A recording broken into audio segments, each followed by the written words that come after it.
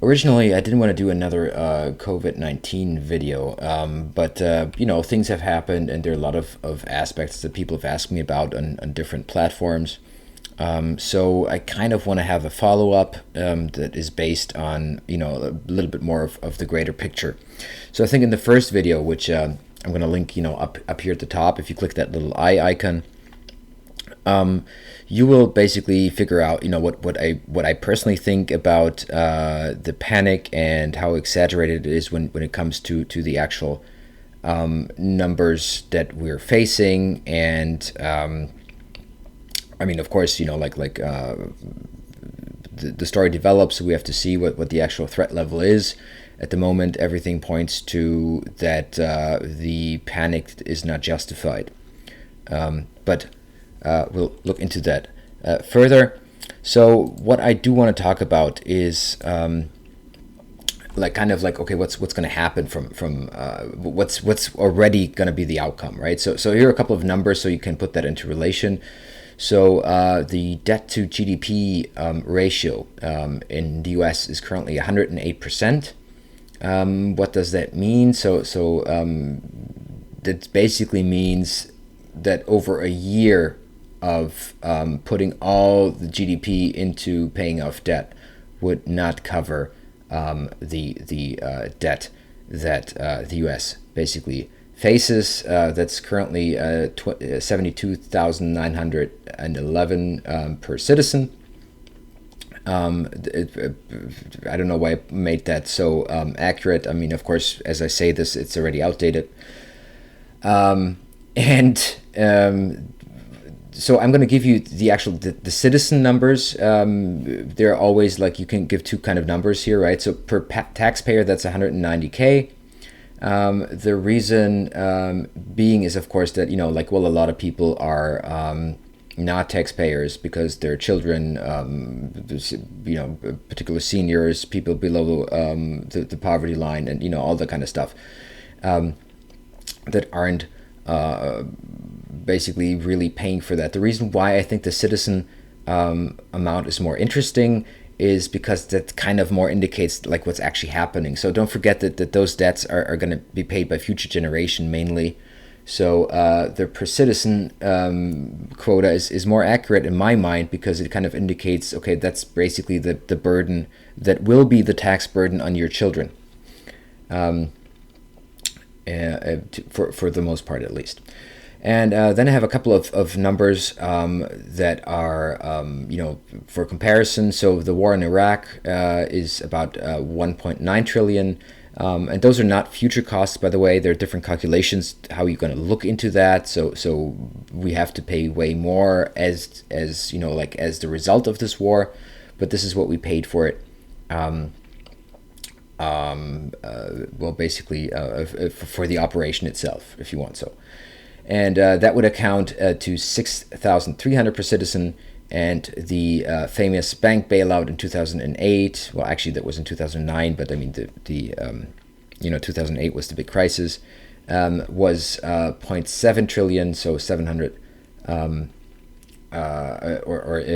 citizen, that would be 2.2 or 2.3 thousand dollars per citizen. And you remember there was quite an uproar. So with the market infusions only that we have spent on Corona so far, so what I'm talking about is not any kind of measures that are taken in all the other respects, right? When it comes to I mean, right now they're talking about maybe giving people direct money, their tax loans for businesses, all kinds of additional programs. I'm talking only about the money that was pumped into the markets so far because of coronavirus, because of this current situation, is about $2 trillion. So that exceeds the cost of the war in Iraq. And I assume that we will have yet to see way more. So why do I mention this? Is we have to take a lot of things into perspective. So first of all, why do I even mention the GDP? So a study by the World Bank found that countries whose debt to GDP ratio exceeds 77% for prolonged periods experienced significant slowdowns in economic growth. So every percent, I mean, if you want to look at those studies, every percentage point above that, so from 77% on upwards, lowers costs the country about 1.7% in economic growth. So the ratio that the U.S. is in debt has been concerning for a while. To be fair, that massively changed, or for the biggest part changed under Obama. That it got basically that's when we went over the 100% mark. There's a lot to be said of why the U.S. can pull that off. It's there are different phenomena that would allow that like because of what the U.S. dollar is compared to other currencies and how the petrodollar works in general. So that would be a huge discussion by itself. But what is interesting to know is, of course, that I'm not really concerned about the debt per se. What you have to understand is what's happening is basically that the taxpayer shifts money at a massive rate into the stock market, which again will end up at like an investor and banker and the higher classes bank accounts as soon as we have this back under control. So what's happening in reality is that the general public will pay or will actually transfer a lot of wealth upwards again to the higher income classes, the 1% as they're now called. As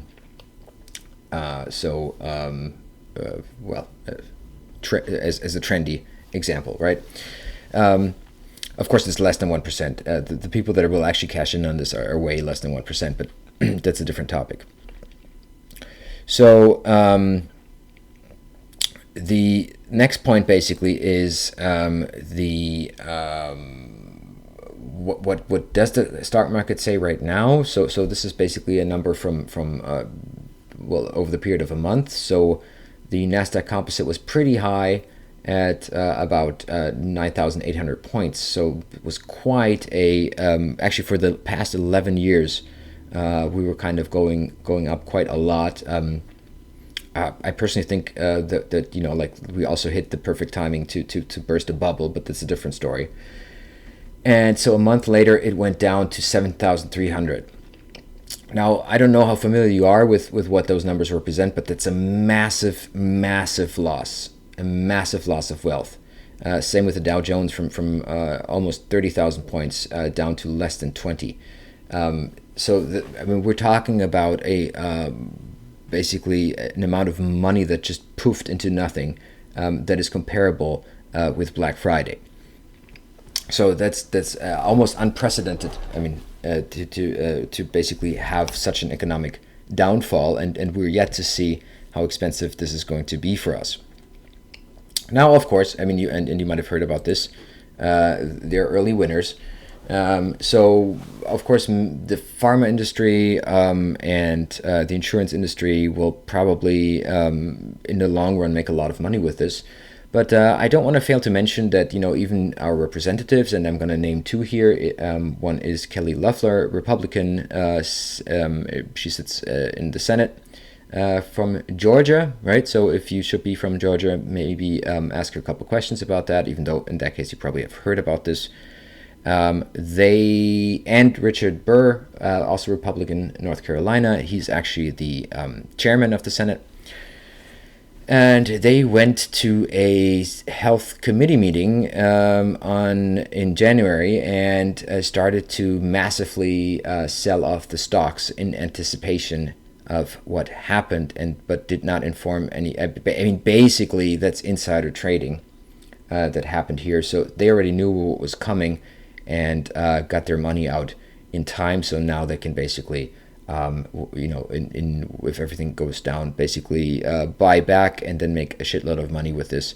And probably nobody's going to stop them from doing so. And you might think that, okay, if they saw that coming, how come they didn't inform their constituency? So that is something you can actually ask them if you should live there. And this is just an example that just wanted to basically make that clear and show some faces, because I'm personally I'd be unhappy with such a representative. Now, then two quick examples of what's happening in when it comes to foreign policy. Most notably, of course, is Iran. You probably heard the speech of Trump when he addressed the nation, and he also did that in another meeting, both on the beginning of March, where he said, yes, if Iran would only ask, we would help them because they're struck pretty hard by coronavirus, right? On the 16th of March, multiple nations, called to lift sanctions because like it's really hard to get medical supplies there, and it complicates it to basically help Iran to cope with the epidemic. And as a response, the U.S. On the 19th actually even increased sanctions on Iran on 19th. So that was yesterday from today. So that is the actual response of the opposite of putting your mouth where you're putting your whatever that expression is, right? Following through with your promises. The example China, that's very interesting. So we all know that Trump blames China and calls COVID-19 the Chinese virus. And while we might be upset about that, it is quite interesting what kind of accusations from the Chinese government and representatives are basically published, and they more or less say that the U.S. military created and spread the pathogen, and now it kind of backfired. So that is kind of the kind of world that we're looking in, but this is just basically kind of a wrap together of what happened in the past days. But I want you to kind of look around and look outside and ask yourself what happened, right? So let's just rewind and imagine that it's last year, right? And so I want you to basically remember how we would have answered those questions March 2019. So when would it have been okay for you that a government tells you where to go, when to go, or even limiting and telling you that you cannot move freely and gonna go about your way? When would that have been okay? Under which circumstances? Or when would it have been okay to basically limit your right, or limit the First Amendment if you want so, when it comes to what you're allowed to publish and say publicly?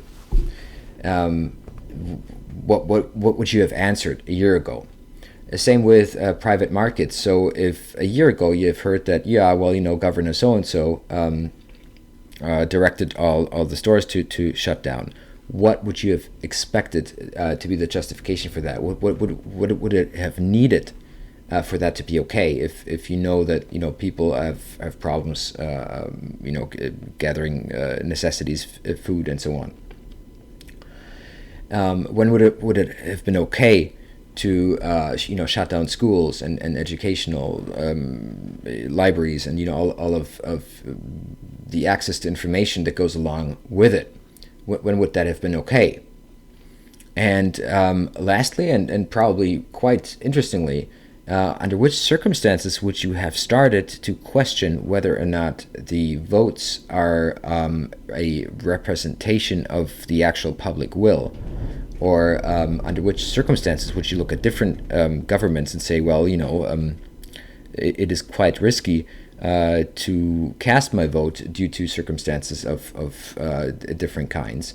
How do you believe the outcome of a vote to be accurate, and when would you start to wonder whether or not those numbers might not represent what a majority actually wants? So those are a couple of questions I want to ask you, and then also remember how that happened again, because the answer to all of that is, of course, well, public consent changes everything, right? And that's a little bit the problem. So we all remember what happened after 9/11 and the Patriot Act was introduced, and everybody was kind of like, yes, we got to do something about this. And it has now basically, it ran out, but it was prolonged, by the way, from both Democrats and Republicans in just in November 2019. Now, if you ask around, and if you're educated in at least some extent, you know that the Patriot Act is nothing else but a massive reduction of liberties and freedoms and rights that we enjoy, and are the reason why Americans are proudly calling themselves a free country. And I don't think that the Patriot Act has a lot of public support anymore, given the amount of time that passed, and now we might look at it differently, but it's the new normal, right? So we simply aren't as free anymore as we used to be in the year 2000, and our kids grew up in such a world. And what happens now is the so-called Earn It Bill. You might have basically heard that, so that gets little attention because, of course, everything is corona. But you should really look at what kind of legislation is currently pushed through and wonder if that would have been okay. And what happens right now is basically that Section 230, which is something that was established in the 90s, and that basically said, well, so with the Web 2.0, people can respond and post and comment to content that is published somewhere, and those people are responsible themselves for being compliant with laws and so on. So if I post something on Facebook that is in violation of an actual law, so not